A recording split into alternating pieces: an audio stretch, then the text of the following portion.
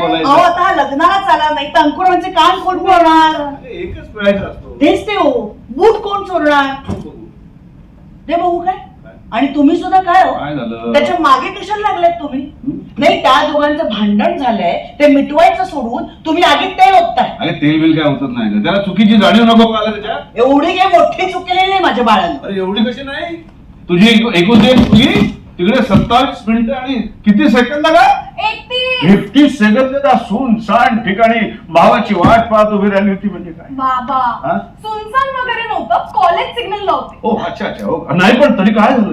31 second म्हणजे होतात किती ग? पहिल्या 30 सेकंदात किती पुरुषांच्या वाईट नजरा तिच्यावर पडल्या. एखादा पुरुष तिच्याकडे पाहून उगीच हसला असेल, एखाद्या पुरुषाने शिट्टी वाजवली असेल, एखाद्याने उगीच आती क्या खंड असं विचारलं असेल ना. बाबा तुम्हाला तुमची मुलगी इतर मुलींसारखी वाटली का? नाही सामान्य सज्जन घरातली जरी असले ना तरी कोणाचं काही ऐकून नाही घेणार आहे. शबात. मग लहान भावाशी भांडलीस का? काय म्हणजे काय? वाट पाहायला लावली त्याने मला. नाही झाली चूक, पण का झाली? का उशीर केला? का मुद्दाम केला? काय विचारपूस केलीस का? काय नाही, राग अनावर झाला, भांडून मोकळी झालीस, दोघंही स्वतःची बाजू मांडत राहिलात.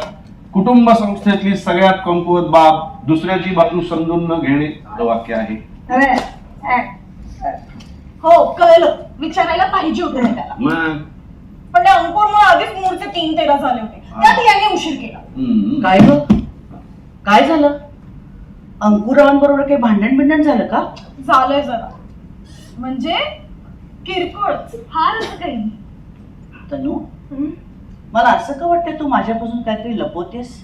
एक काहीतरीच काय, मी कशाला लपवेन तुझ्यापासून काही. बाबा हो आजी, सगळं ठीक आहे.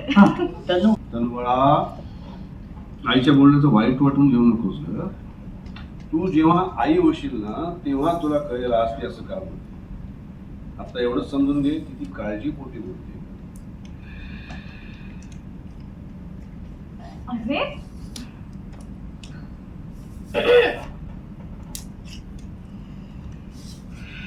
ना ना ना ना ना ना ना ना ना ना.